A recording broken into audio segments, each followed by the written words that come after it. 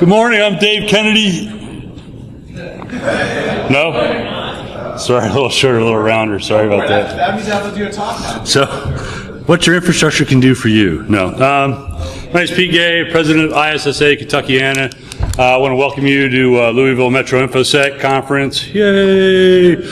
Thanks for coming out and supporting us. This event really supports us throughout the year, doing training classes and other things throughout the year that we try to do for the community and ourselves. We try to keep it cheap and affordable for people. So seriously, thanks for coming out. Second off, I want to thank is all our vendors, because all our vendors make all this great stuff possible.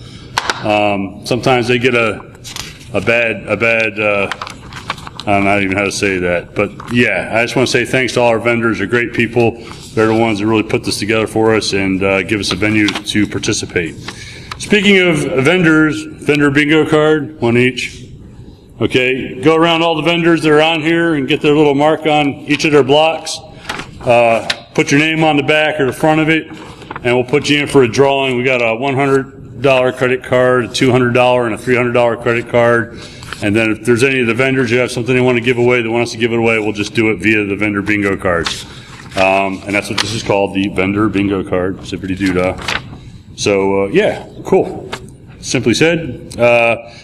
Another big thanks out to the crew, people like Tom Locker, Adrian Crenshaw, Mickey over in the toy room, all those folks from ISSA spend a lot of their own time, personal time, putting this all together.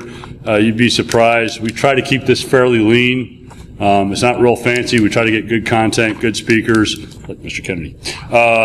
Anyway, yeah, so, yeah, big thanks to them. Without them, this never would have happened because nobody would have volunteered to make it happen. So, yay!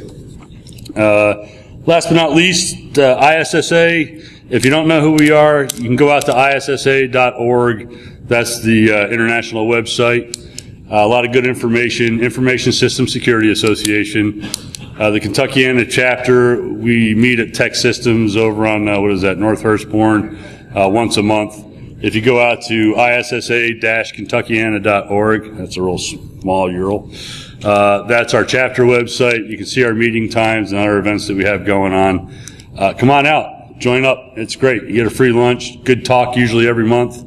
Get involved with your peers throughout the Kentuckiana area, and you'll find out that you're not in the boat all by yourself. So if you sit in your shop all day scratching your head trying to bang out hashes or pen tests or admin or policy or governance, and you don't get out of your shop, it just becomes overwhelming. You feel all alone, alienated. And you're not. There's a whole community of people around here all doing the same thing you do, trying to get the same job done that you do. So, yeah, take part in that. It's a pretty good group of people. So, that's about all my announcements. You should explore. The bathrooms are all around. You'll see all the markers.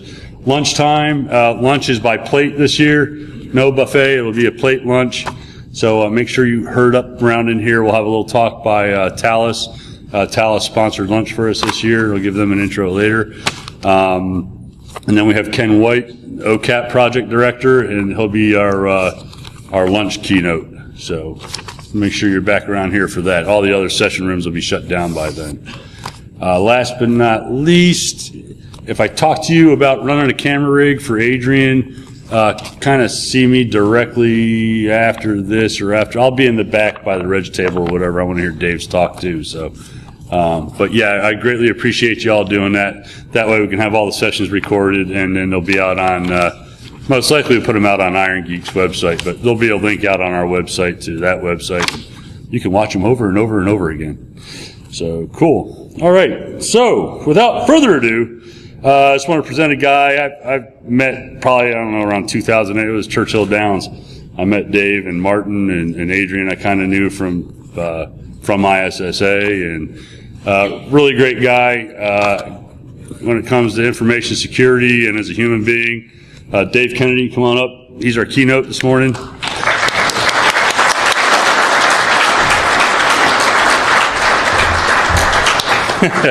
DerbyCon's a great thing, but Dave does a whole lot more than DerbyCon for the security community, so keep that in mind. So he's an approachable, huggable guy. He likes to hug people. Some of us aren't over that yet. Thanks, Dave. Thanks, appreciate it.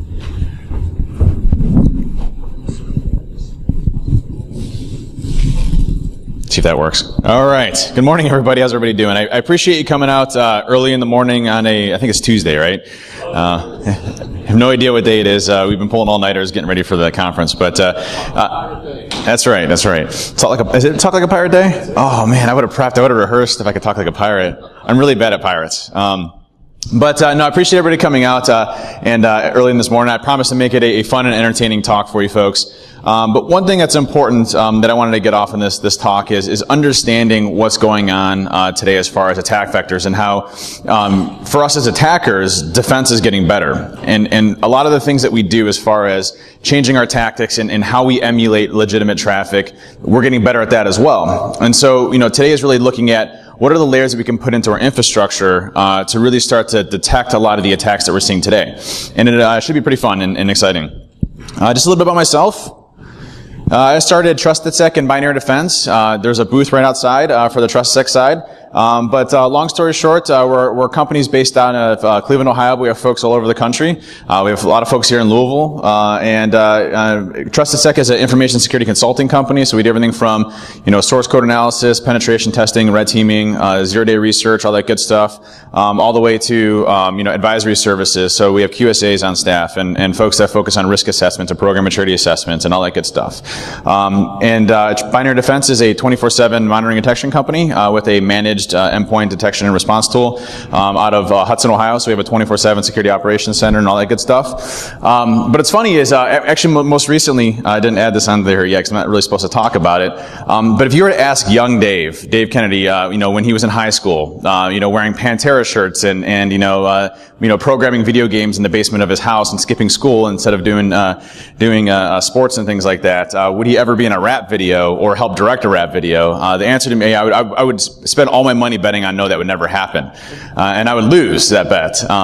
So last week, actually, we got a random post on our site, and it was a producer because I do work for Mr. Robot, and it was a producer for a very famous rap artist, and so they're like, hey, we'd like you to come to LA to go and do a rap video because we really want to communicate a story of hacking behind the whole rap video thing, because the whole, and they wanted it to be legitimate and everything else. And I'm like, yeah, right. So we kind of dismissed it. And then they actually called the front desk, and it was actually legitimate. And so I flew out to LA, and I'm literally going to be in a hack video. And it's literally it's the weirdest thing I've ever been in my life. I have a bunch of rappers around me rapping, and then there's dancers all around me, and I'm sitting there hacking on a screen. I don't know how that's cool or whatever, but it's cool. So, what's interesting about that is I remember getting beat up in high school, for being the computer nerd guy, and now I'm in a rap video, and none of my other friends are back there beating me up or in rap videos. So, I'm really excited about it. It means I made it, I guess. But, it was. So anyways, it should be coming out soon. I don't condone any of the language that's in the music video by any way, shape, or form, or the theme of it, or anything like that, or anything else that's going on in the rap video for that matter. But it was really interesting being in there. Prior to that, prior to being in rap videos, I guess, I was a United States Marine Corps intel analyst, where I focused a lot on cyber warfare activities. So cryptography breaking, signals intelligence. When you saw the shock and awe happening in Iraq, I was already into Iraq, doing intelligence gathering and all that good stuff. So I spent about 2 years in Iraq. And once I got out of there, I was a chief security officer for Diebold, where I ran their security program for a number of years, testified in front of Congress and a lot of other good stuff. Also, the author of the Social Engineer Toolkit, Fast Track, co-authored a book, Metasploit, the Penetration Tester's Guide, and I'm also on the board of directors for ISC Squared. So helping out with that. I actually have a Q4 board meeting coming up soon, which those are always exciting and fun-packed. Just a little bit of myself there. But why we're here today is information security and understanding what's going on out there.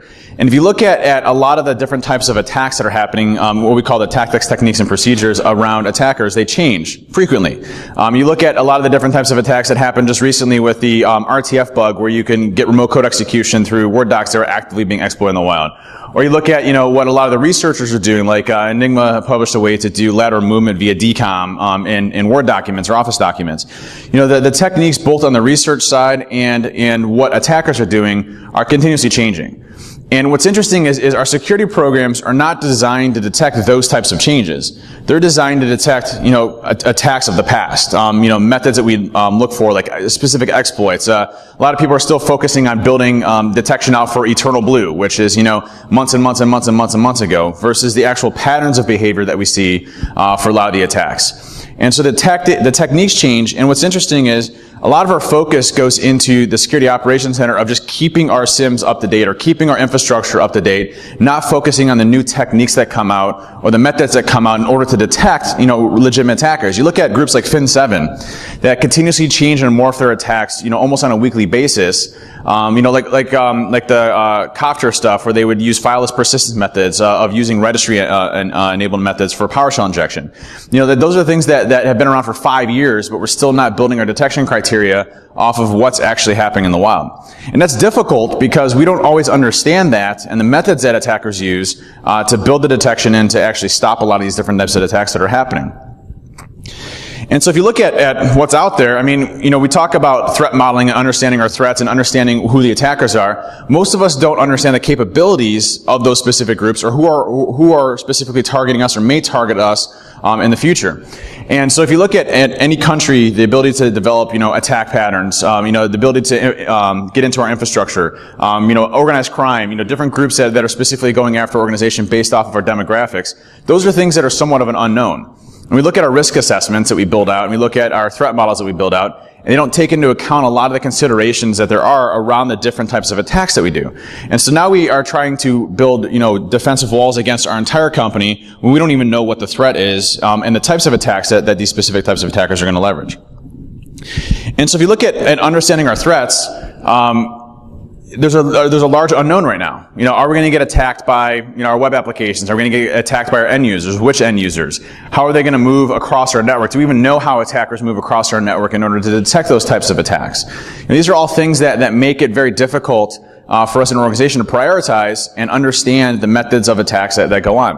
And the truth of the matter is, I think InfoSec has shifted quite a bit to saying that we can't protect our entire organization, our entire company, but we're going to try to minimize the damage to our organization, minimize the damage to what an attacker has access to, and hopefully reduce that time period when an attacker actually has the ability to get access to our infrastructure. And so our goal in InfoSec is not to stop a breach anymore. Granted, that would be awesome if we could. But our goal is to minimize the damage that a breach has to our organization. So we don't care if one person gets compromised. We care. But we don't really care, right? We care, the amount of data that's on one system is irrelevant in comparison to the entire amount of data that we have on a company. So if we can detect an attack in the very early stages versus very much later on, the minimization of damage starts to occur. And when we go into organizations, if you're not getting at least 10% of the overall IT spend for your information security program, you're behind the times. And now money isn't everything, by the way. You can have 10% or more of your overall IT spend and still have a really horrible security program. It's all about the prioritization and what you spend your focus on. But when we see traditional healthy programs and what they start to learn from a maturity standpoint, it requires actual people, and that equates to money, to build out information security programs. There's a lot of good analysis around this too. I'm not a huge fan of Gartner. I made that pretty clear a lot of times. But when it comes to their market analysis studies around general IT programs, you look at 10% is pretty much the market average for almost every industry vertical. Now it starts to go a little bit higher with the financial industry. Education tends to be a little bit lower, so it's a balance in between that. But typically the average is anywhere between 12 to 13% of the overall IT spend.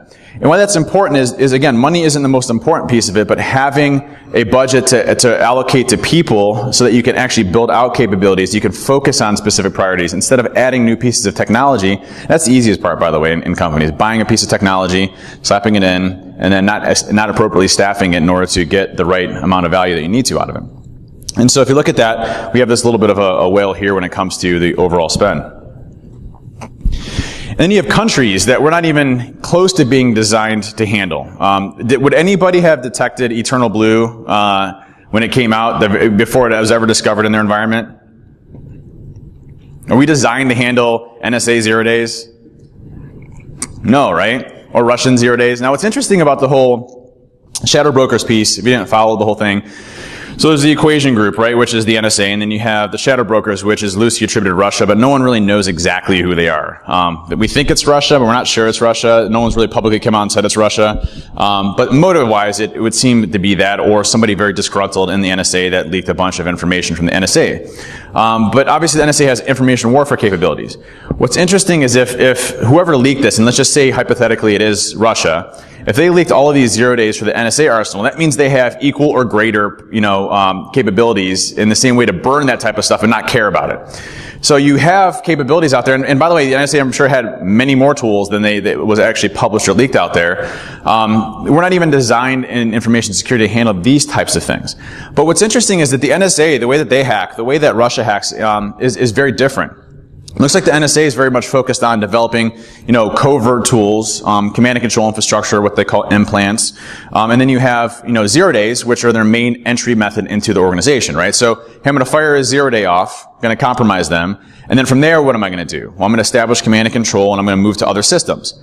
Russia, on the other hand, is very different. They don't believe that they should invest a substantial amount of money for 0 days. And the reason is because people click on things anyway. So why spend, and does anybody know roughly how much Eternal Blue probably cost taxpayers? Can anybody guess? Millions. I wouldn't say billions, but I would say millions. Actually, if you take into account all the contractors that are probably involved and the companies that are involved, it's probably billions. It should only cost around 10 million, I would say, but the government probably spends about $1 billion on it, I'm sure. Because they make pretty graphics and stuff that go along with it, and that takes at least another $1 million. But and the ASCII art, okay, the ASCII art inside of these tools, I'm sure it took a lot of money as well and resources.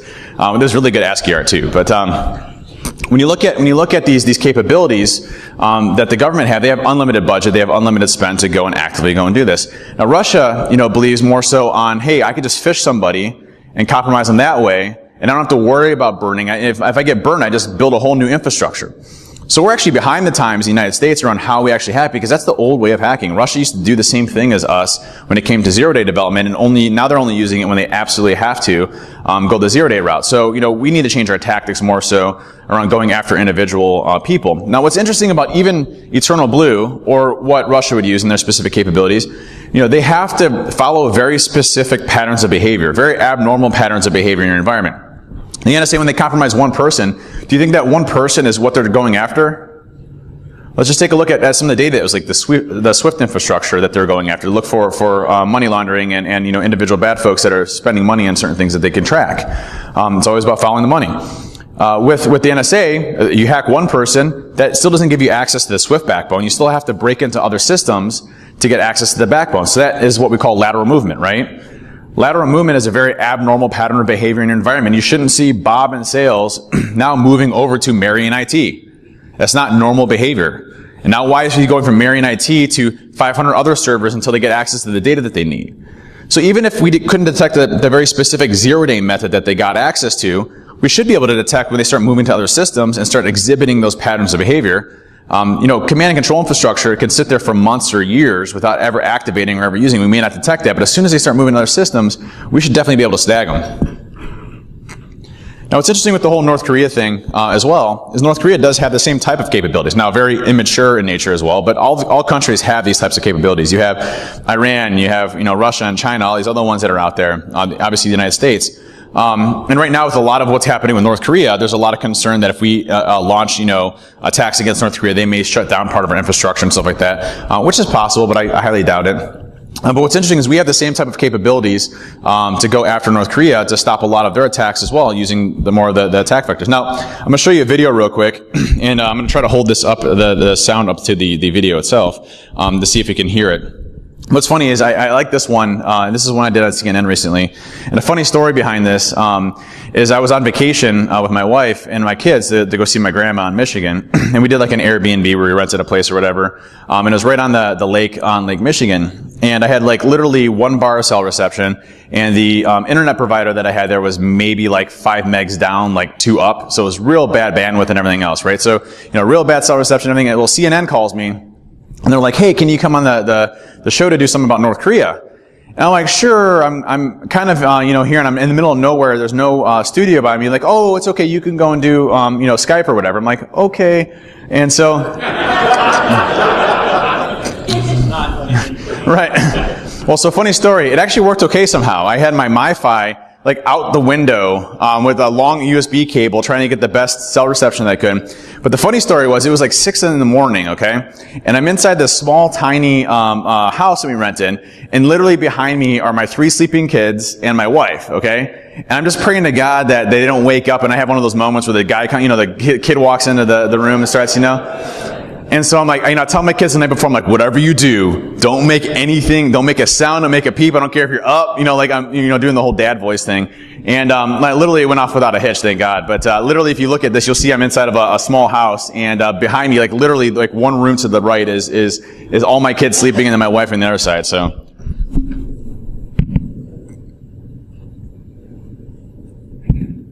There may be a way to neutralize the North Korean threat without using troops or missiles, tanks or jets. Instead, the weapon of choice would be a computer keyboard. Remember Stuxnet? It was the secret line of code, a cyber weapon, that set back Iran's nuclear program for years. So the question is, could a similar cyber attack work on North Korea? David Kennedy is joining us. He's a cybersecurity consultant and an ethical hacker. David, thank you so much for being with us. Funny story too, on vacation you don't have collared shirts or anything like that, so I went out to the store and bought a collared shirt. It's like a Walmart collared shirt. It's a great collared shirt, I still wear it, it's fantastic. But I didn't have a white shirt either, so I went out and bought a white shirt underneath it as well, so I didn't shave. It was fun. Back in the spring, you said it's 100% possible that the U.S. could prevent a nuclear strike by hacking a North Korean missile. Given the technology we know they have now, given their capabilities, do you still believe that to be true? I do. If you look at our extension of what the military can do, we have a whole fleet that's called Cyber Command, which is an extension of the military force that we can actually go and do. So, hacking into their infrastructure, waiting until they're about to launch, specific missiles and actually blowing them up before they actually take off are things that we have as far as capabilities. It's something that we would definitely look to use as part of our extension of warfare, where we wouldn't have to launch missiles. We'd actually do preemptive strikes, shut down their infrastructure, shut down their grid, shut down communications, ways of causing a lot of dismay within North Korea to hopefully prevent missiles from actually launching in the first place. So could the North Korean guidance system, for instance, for their missiles be compromised? Absolutely. We look at a wide array of different ways to impact any type of launches or communications. If the North Koreans don't have the ability to even communicate to their systems, to even lock in to actually, send the missiles to detonate in certain locations, they wouldn't even be able to launch in the first place. And then from there, we can launch preemptive strikes from South Korea, as well as our carrier ships across the globe to actively go and hit them. So that was a fun one. And it's true though, we have a whole fleet dedicated to getting into infrastructure of other countries, and as does other countries with us as well. And so, when I was part of the intelligence community, a lot of things that we do is making sure that we topple a large percentage of their infrastructure ahead of time, whether it's communications, how they communicate, cryptography and getting into their infrastructure, jamming their signals, making sure that they didn't have cell communications. Those are all key important pieces. And what's interesting is a lot of the other countries will do the same. This is courtesy of US CERT. If you didn't see, this is during the whole DNC hacking thing. But what's interesting is this is one of the prettiest graphs I've ever seen, and it, again, probably cost us like $10 million in taxpayer money for this awesome graph.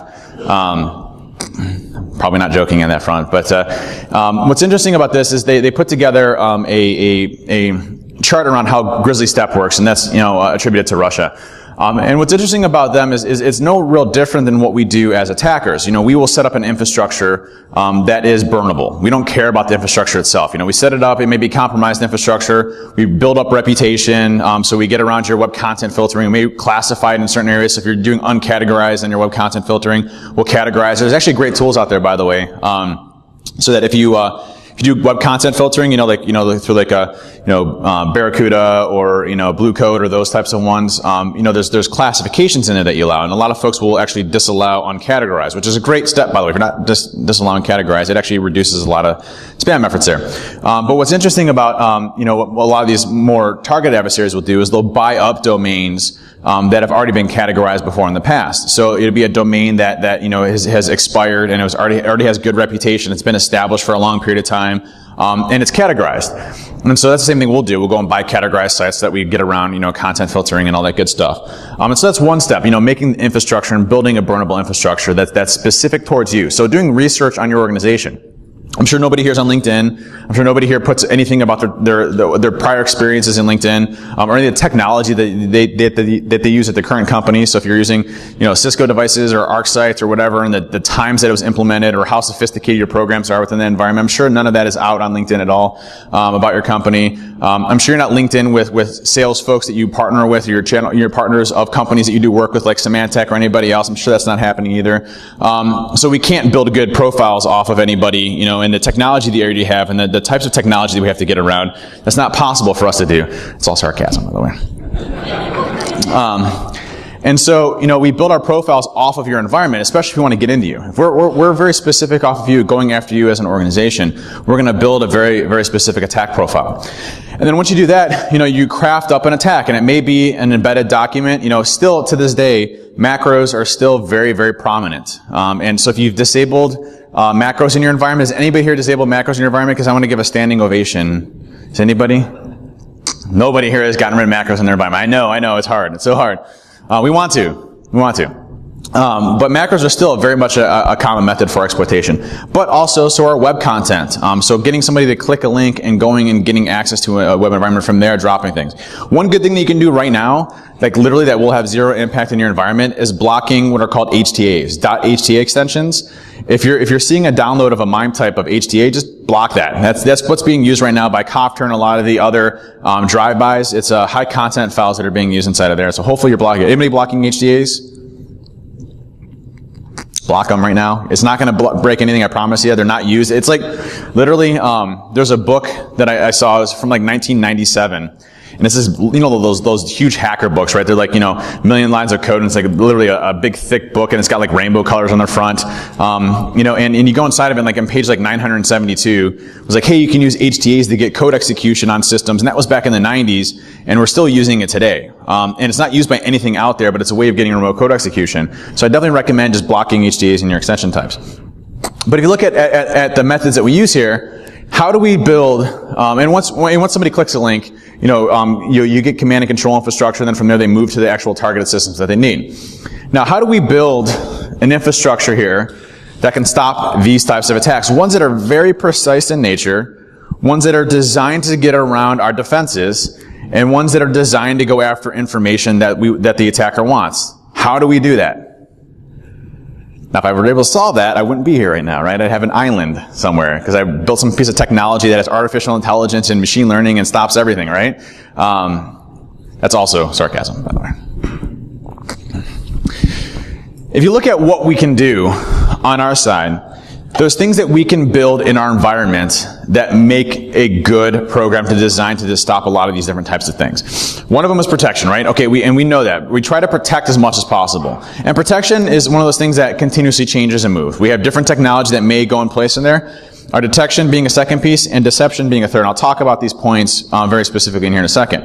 But protection is one of those things that becomes very, very difficult in environments, especially if you don't have good configuration management, baselines in your environment, and everything else, because you don't know what is normal and what's not.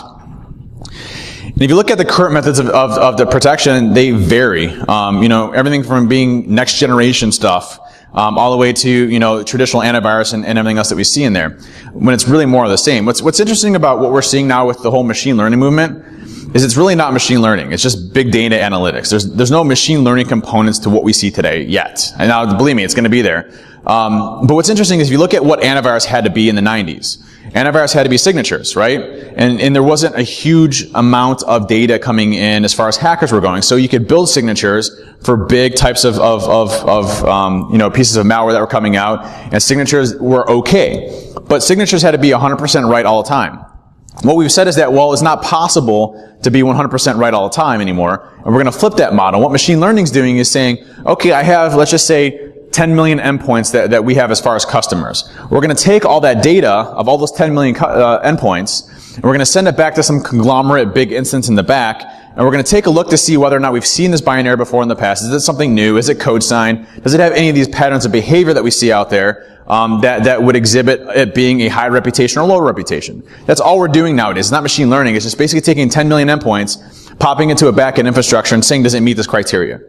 We're not learning off each other. We're not patching our own code to get better with less false positives or anything else that's out there. We're basically flipping the model to say, okay, I'm okay if we get a false positive now. I'd rather have a false positive than have a false negative that doesn't actually show a specific attack. And that's actually a good model because we're actually seeing more visibility when it comes to the types of attacks. Let's actually talk about protection a little bit more. When we talk about protection, sorry, it's only my favorite slide. I'm at that age now, or my kids are at that age now, so it resonates with me. I have a 9-year-old. Anyways, and a 7-year-old and a daughter. The daughter, I don't know, I'm going to ground her for life. And then, but when it comes to protection, when you talk about effectiveness, what I see actually stop us all the time when it comes to more of our adversarial type attacks are folks that haven't implemented the latest next generation product lines, but it's those that have good baselines of their environments and implement more of a known good approach, application whitelisting, application control. And the reason for that is, let's just take a hypothetical here. If you look at most breaches or most malware still to this day, how does it get deployed? Does anybody know? Email, but like what's the actual mechanism for delivering code? What gets delivered to the system itself? Executables, still, to this day. Now there's changing tactics, right? You have PowerShell, and you have VBScript, and you have .NET, and you have everything else that's going in there. But still to this day, about 94% of all infections, in some way or another, result in an executable being executed. Even like the awesome stuff that the latest one, the RTF bug, the 0-day that was using the code execution piece, download an executable and execute it. Even as sophisticated as that cool bug was, they still download an executable. So EXEs still to this day are the primary method for delivering and weaponizing malware, right? So 94% is about the average of what you see out there. So if you have executables in your environment that are running unsigned code in your environment, is that a good thing? No, right? So if you look at known good or application control, known good is really focusing on baselining your environment, saying, hey, this is our environment. These are the things that we allow as far as executables. We might have exceptions in place for certain business units, but we're going to disallow anything that we haven't seen before in the past. Code signing certificates, looking at, what's actually embedded into your environment as far as the digital signatures.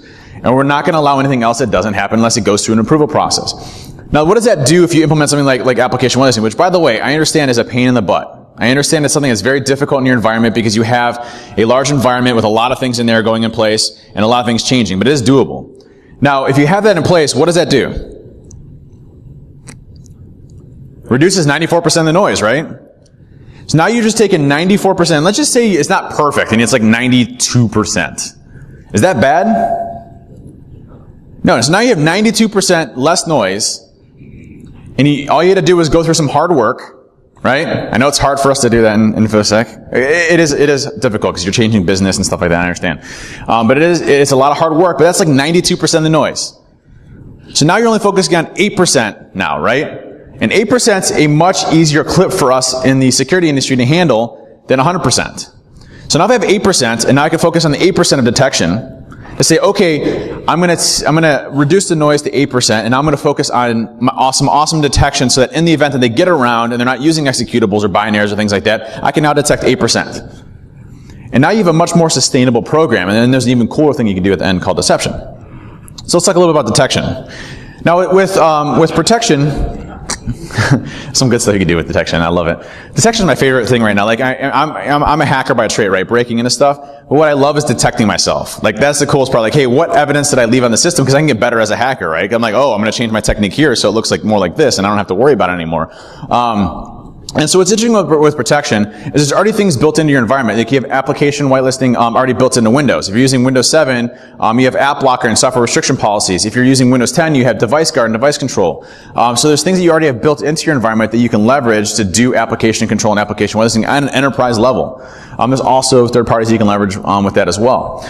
So baselining your environment, and just simple things you can do, like, hey, don't allow executables in your user's app data files, your temp directories in your user profiles, your downloads directories. That alone stops a substantial portion of it, because if I'm executing code, I'm going to execute under the context of the user account. So change a business process in your environment to say, hey, if you're going to run an executable, you can only run executables from this directory.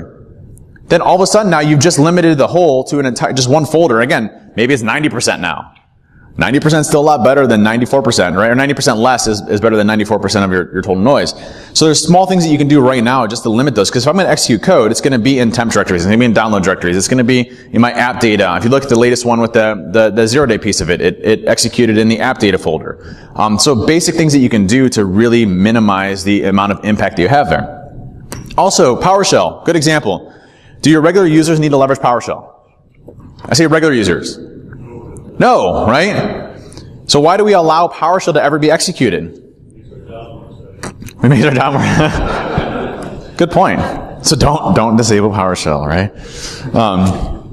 And PowerShell is an interesting one because in AppLocker, within Windows or software restriction policies or device control, you can say, hey, if it's a regular user, not a specific group, you can do it by subgroups, then don't allow PowerShell to execute. Now, what does that do? Maybe you just went to like 96%, or maybe 97% now. Now you're only focusing on 3% of the detection that you need to out there, right? Again, it's all about reducing the amount of time that we have to deal with all the high-level stuff that we don't care about. So if you look at what attackers do, we may build defenses in, like, I'll tell you, there's companies that I go into now that it's very challenging for me to get into. They may detect me in certain ways, and I have to reroute my entire way to switch to a different technique. There are companies that do successful detection very, very well. So, but our tactics as attackers change. So if I get busted, I'll shift my techniques to a different method until I can get around it, right? And so these types of methods, are noticeable, and these patterns are noticeable to get around a lot of these attacks. And you look at the cloud. So in order to move to the cloud and have detection in the cloud, in order for me as a security person to buy off on the cloud, I would have to say that they would have to have equal or greater detection or prevention methods in place, right? So equal of what we have today, equal, right? So I'd have to have the same type of visibility that I have be able to move to the cloud. So Office 365 is a great example. Now, I'm not going to ask if anybody uses Office 365. I'm not going to point anybody out. What's interesting with Office 365 is that when you go to Office 365 and you move to the cloud, do you have the same type of capabilities as you would on-premise? No. Now, is anybody, and I'll ask this bluntly, and it's not a knock in any way, shape, or form. Is anybody using Microsoft's Advanced Threat Protection, ATP? Couple? So ATP is interesting. So Microsoft has this thing called Advanced Threat Protection. There's two main components to this, okay? You have their safe attachments, and you have their safe links. Okay, so safe attachments is supposed to be their competitive piece to Wildfire, and their competitive piece to safe links and things like that is competitive to things like Fortinets or a lot of those that replace links and stuff like that.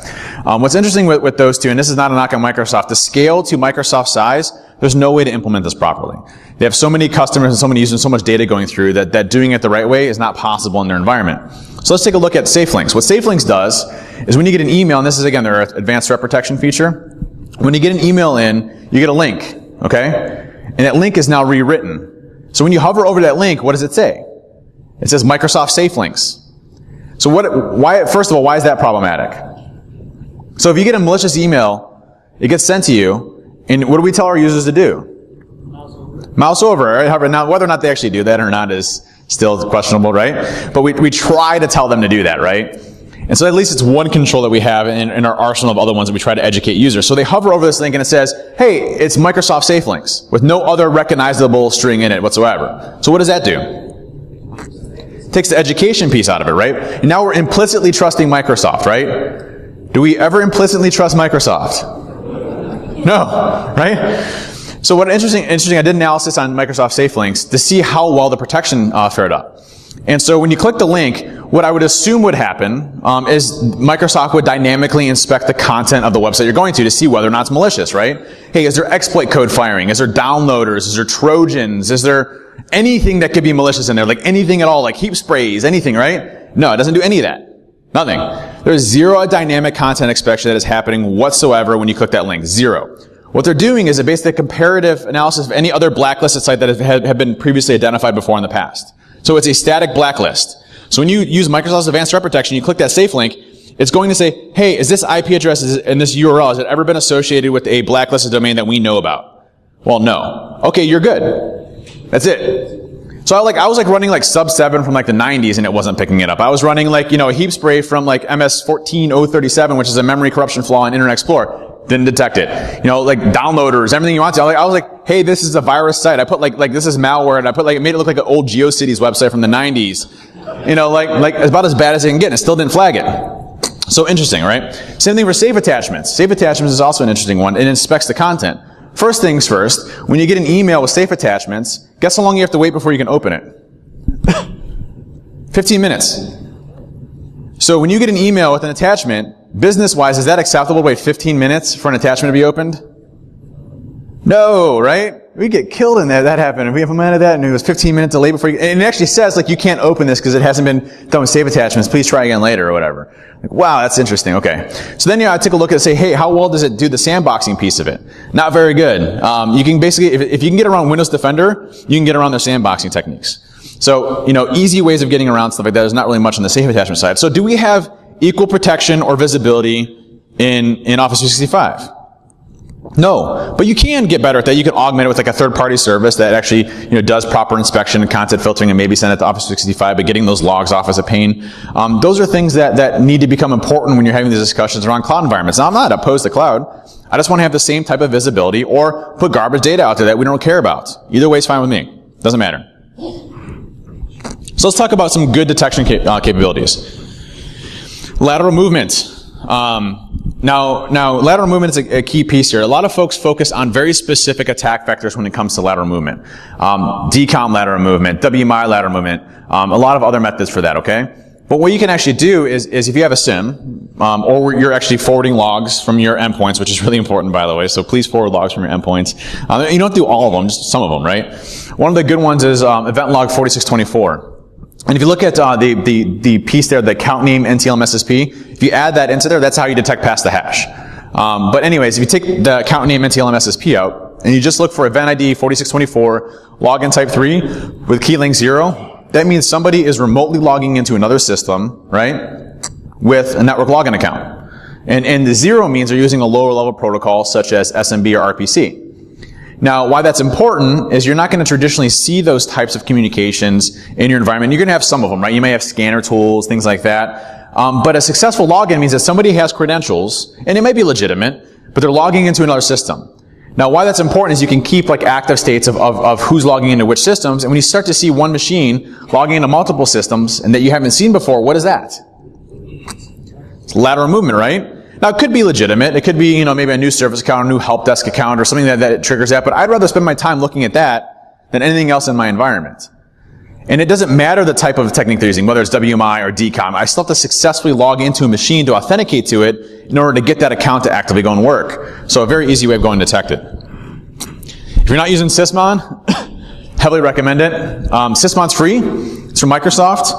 You can go and download it. They just released a new version as of last week, Sysmon version 6.1, which exposes WMI, intrinsic and extrinsic events. What that means is that WMI implants, things for persistence hooks and WMI, you can now detect with Sysmon, which is fantastic. Mark Rustanovich and the folks over at SysInternals are the ones that develop Sysmon. And what it is it's just a small agent. It's tiny. We're talking maybe 14 megs. That gets deployed on your machines, and you deploy it through SCCM or whatever. And what happens is under your event logs, your event viewer, there's a new Sysmon folder that gets created. And there's a Sysmon configuration file that you can use to get better detection. And then you use Windows Event Forwarding or Snare or OSEC or whatever you're using to go and do it to send those logs, to your SIM environment and build your detection criteria off of it. There's so much you can do with Sysmon. I can't even explain to you the amount of stuff that you can detect with Sysmon. Mimikatz, Kerberos impersonation, golden tickets, process injection, get system name pipe impersonation. There's so many different things that you can build as far as criteria off of Sysmon itself. One of my favorite ones is a lot of folks have been instead of actually calling PowerShell directly, if you want to get around Cylance, all you do is just rename PowerShell.exe to blot.exe and you're all set. And so with that one specifically, you can detect that because what happens when you call PowerShell outside of its normal executable name, regardless of if you're using the PowerShell executable or not, There's a technique out there that one of our guys at TrustedSec built called NPS, or non-PowerShell, which leverages using PowerShell without ever calling PowerShell itself. But there's 2 DLLs that get loaded. There's actually 3, but one that will be used all the time, which is system.management.automation.dll. If you see that DLL being loaded without it being PowerShell, that's a good indication that someone's using non-PowerShell in your environment to execute code without you getting it, without detecting. And you can do that through Sysmon as well. So there's a lot of cool things that you can do. And Sysmon Exposed was called event log tracing, which is kernel level debugging, but it gives you more visibility into it. And it's very easy to do, by the way. There's Swift on Security, crazy Twitter account or whatever, but there's a GitHub page for their Swift on Security that has a whole Sysmon configuration that's community driven. That has all the detection criteria and comments in there for you to actually go and import and load. So all you do is load that in, send all those logs back, and all of a sudden now you're starting to get a lot of that detection that you didn't have before in the past. They can build in, like right now, for free. It has no impact to user performance or systems, that you can actively go and leverage right now. And I talked about this, but detecting non-PowerShell, system management automation at DLL. There's 2 executables that get loaded, PowerShell.exe and PowerShell_.aic that help out with those. But they're big evasion techniques. One of the big pieces here for bypass techniques right now is if you have application control or application whitelisting, attackers are coming up with ways of getting remote code execution in your system without ever having to drop an executable. Now these are more of the targeted attack vectors, right? So these are some of the executables that if you see beaconing out to the internet are probably not a good thing, right? Regis VR32 is a really big one right now. Regis VR32 is an executable that's in your every single Windows deployment, and it has a built-in proxy-aware browser into the executable itself. And you can actually go and download a file from the internet and execute code. So looking for edge cases and things like that to actually find a lot of these pieces. Like you can use certutil. So certutil is used for certificate importation and certificate export. Certutil actually has a undocumented feature that has a -ping on it, and you can use a -ping flag to go out and download code from a website and execute on your system itself. So you can use certutil to get remote code execution without ever downloading a file itself. It's pretty neat. BGInfo. Everybody uses BGInfo to set their background desktops, right? There's actually a place to call remote scripts within BGInfo and get remote code execution through that, and it's a signed binary. So there are techniques to get around application control and application whitelisting that we need to monitor, but that's the cool part about detection, is we start to go and do it. With detection, there are a lot of things that we need to take into consideration, and that's understanding the attackers and building a lot of the stuff into our environment to get and go and learn it. And I'll share my slides with everybody after this. I'll send it to the folks. You can have it. I talk really fast. So what happens when protection and detection fails? What I like is this is where I have a lot of fun at here, and this is building an environment that looks very believable for attackers to go after. And you can do this from every system that you have. But basically, it's creating infrastructure in your own environment that if an attacker compromises it, you're creating enticing artifacts for them to go after that trip them up and get detection. This is your last line of defense. So protection's failed. Your detection criteria has failed. Now all we have now is the deception fee, and this is the last line of it. And it's one of my favorite pieces today. And the reason is, creating a simulated environment that makes attackers believable is something hard to do. A funny story, and this is not a product pitch in any way, shape, or form, but we have an EDR product that gets installed, and it has a deception component to it. And I built the deception components to it. So a couple funny ones. When it comes to like malware typically checks to see if it's inside of a sandbox. Like if it's inside of a FireEye infrastructure, whatever. We actually emulate that we're a sandbox. So every machine that has the agent deployed, it looks like it's a sandbox. So most malware shuts itself down because it doesn't want to detonate because it thinks it's inside of a sandbox. So we have debuggers that attach this process on. We have tequila boom boom and maltest and then sprayed into memory so that when it goes to scan to see if it's there. But one of the funnier ones is there's what are called honey tokens.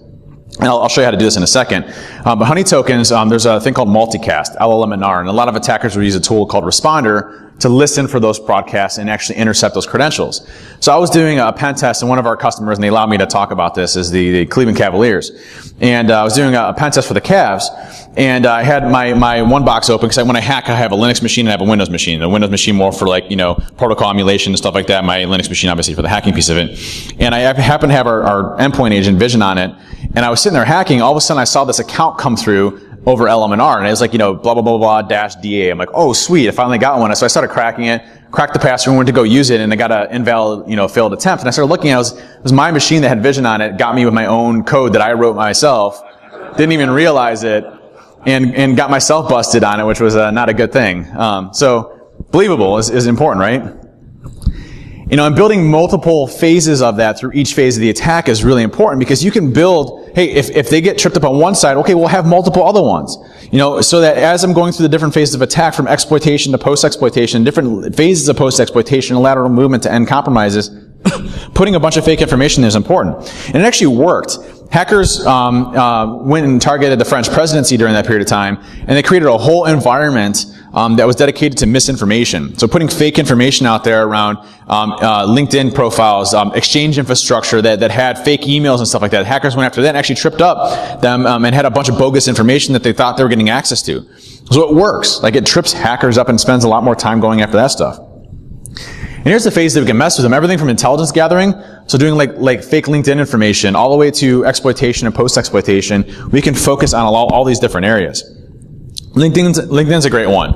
Expose CEO's email that isn't really the CEO's email. How many times do we get the fraudulent, transaction pieces to our executives, right? The CFOs and everything else. Like, hey, you need to wire, $1 million, because it's important, it comes from the CEO's email. Put fake ones out there, things that you can do for those attackers to go after those pieces of tidbits of information, and, information about your infrastructure. Put in fake information around, hey, we're a Cisco environment, you're something else, or hey, we're doing this and we're something else. It builds a whole infrastructure around deception. And honestly, I really see deception, as we mature in security, as being a full-fledged industry. I can see full-time folks dedicating their entire careers to making fake environments to trip up attackers. So you couple protection, detection, and deception, you have a healthy program in all of those, it's going to be really difficult for me to get access to your environment. Some of the basics, using something like Artillery, which is an open source tool that I wrote, which creates, low, mid, high subset port ranges. So is everybody using their entire allocated IPv4 ranges on their external perimeter, every single IP address? Usually not, right? Or every single port? What you can do is just map all unused ports and all your NATed addresses that you're not going to use to one box that has a whole bunch of ports open to it. And so now when I go to scan your network, you have 10 million ports open. What am I going to do as an attacker?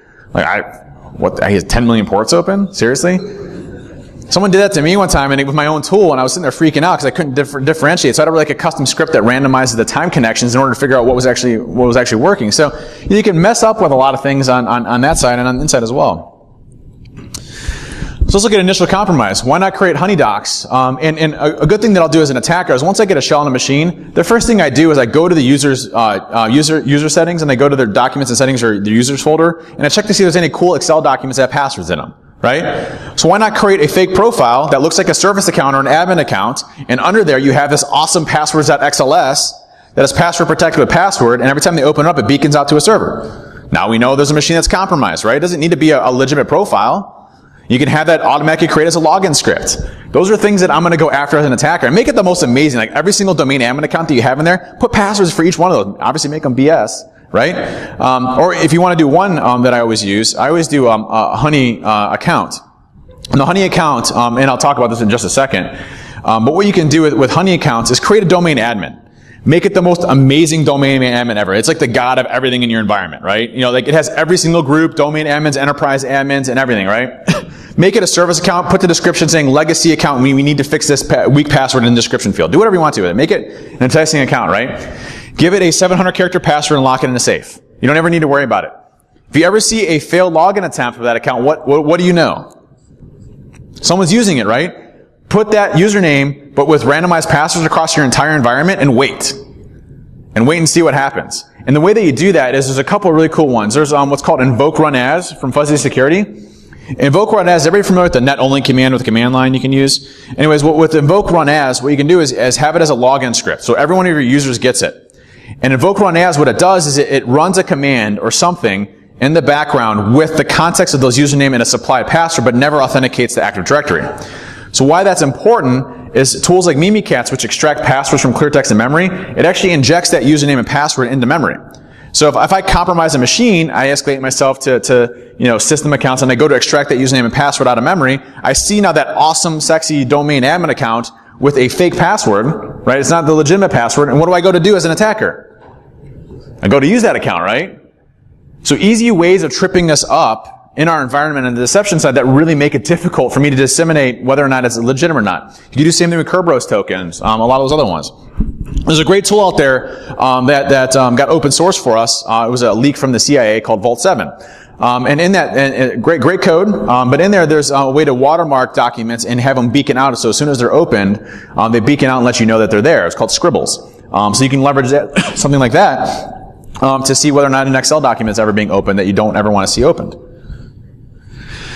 Creds in the clear. One of our guys at TrustedSec Ben 10 developed what was called invoke honey creds. Again, a login script. And what it does is it actually sends fake credentials out via LLMNR. Put that awesome, super awesome domain admin account out there, and it's going to spray LLMNR across your network. And what am I going to do as an attacker? Grab it, crack it, and go try to log in, right? And what's going to happen when I go and try to log in? Invalid, failed login attempt. Should we ever see a 4627? Should we ever see that in your environment? No. And then I talked about this, but creating user accounts. Why not do randomization of passwords for your admin accounts that you don't use in your environment? Wait for invalid login attempts of those. Seeing for lateral movement, moving to different systems. So there's a lot of ways that you can mess with people and attackers. You can detect SPNs. One of the key things that I'll do as an attacker, you may not know this, is when I compromise a machine, as a regular domain user, I can query Active Directory for what are called SPNs, service principal names. And SPNs are designations for accounts that have elevated permissions, like service accounts that have access to my machine to authenticate. And what we can do is we can extract that usernames and passwords, the hashes off of those, directly as a just regular domain user. We don't need any authenticated or any elevated permissions to actively go and dump usernames and password hashes off of the systems. So you can create SPNs. If you ever see an SPN being queried that isn't ever used, it's a good indication that something's wrong, right? So again, other things that you can leverage on the deception side. But truth of the matter is, all of this stuff takes hard work. And it takes time, right? And the first thing that we need to do is have people to be able to actively go and do this and prioritize ourselves to understand what's going on. And that takes an understanding of understanding our threats, and who our attack vectors are, but most importantly, what our prioritization for minimizing this is. So if you already have a successful program, and you already have application whitelisting, that's great. Now you can start focusing on the outlier cases, of that 8% detection to get better at certain things. Maybe I don't have that yet, and I still need to focus on it. Application control is one thing that we need to focus on later on down the road. You can focus on detection on the other side as well. But it takes a lot of hard work to get to that point. But with me, companies that go into that a solid protection and detection, I don't see a lot of deception yet, which is, good for us as attackers. As it starts to come out, we have to be a lot more careful. The companies that I see that have really good protection and detection, I have to really modify the ways I go after. One of the tools that I wrote was called Unicorn, which is a PowerShell injection technique where it injects shellcode directly into memory. Now, a lot of folks will actually build detection rules around PowerShell. They'll look for encoded command. Well, as you know, there's 12 other variations of encoded command. There's -E, -EC, -EN, -ENC, -ENCO. There's 12 or 14 different variations of encoded command out there. But if you're building your detection off of looking for encoded command in PowerShell strings, you have a problem. There's so many other ways of getting remote code execution on systems than encoded command. What you should be looking at, instead of PowerShell and encoded command, is why is there a PowerShell command that's above 200 characters? Why is PowerShell not beaconing out to the internet in the first place? Do we have PowerShell that beacons out to the internet? Baseline that and look for deviations. So it requires understanding your environment and understanding the types of techniques that attackers leverage to go and attack your environment. But ultimately, at the end of the day, detection makes it much more difficult for me as an attacker. Protection, is typically pretty easy for us to get around. And then we focus on the deception piece. Thank you. Does anybody have any questions? I know it's a lot. I talk really fast, too. I had 2 cups of coffee. So. Anybody have any questions? Promise I don't bite. All right. Well, thank you, everybody, for having me. Appreciate it. And hopefully I see a lot of your folks here soon.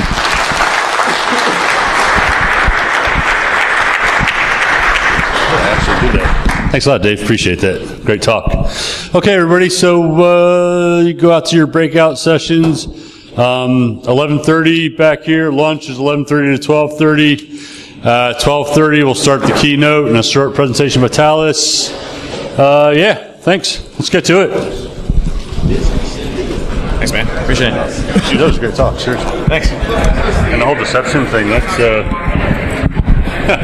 it's funny you had that in there because me and a buddy just had a pen test and the guys came out from Pachuca and my buddy was getting kind of pissed because, we should set up a complete virtual environment. Yeah.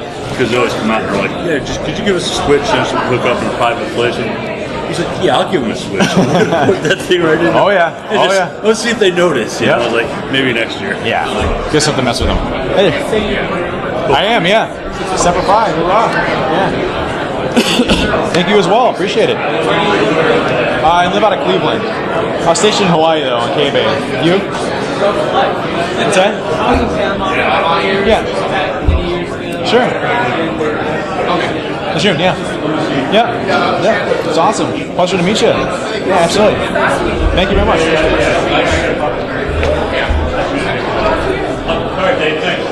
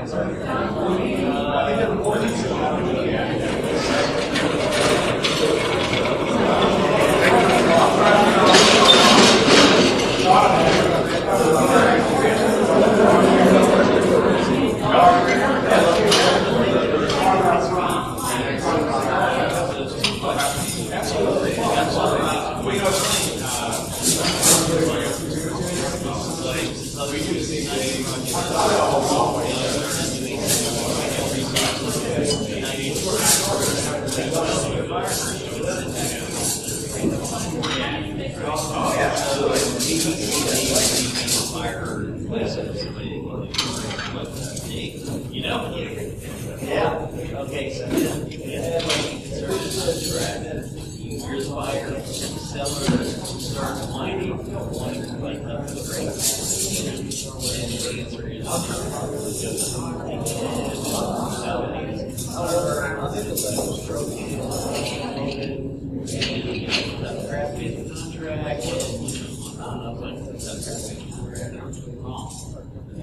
If I'm supposed to love them, you know, but my employees, you can put it on my later. Oh, that's cool.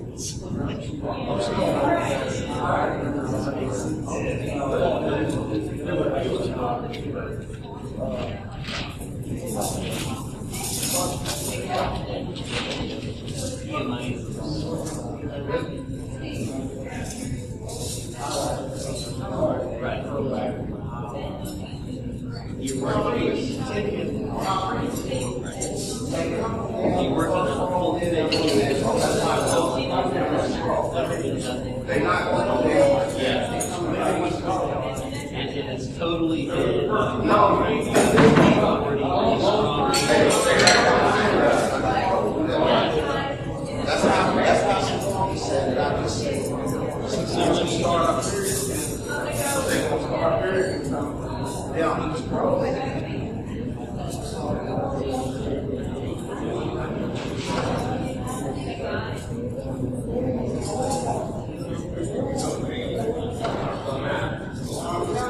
I told you to start on that rock. You know this problem.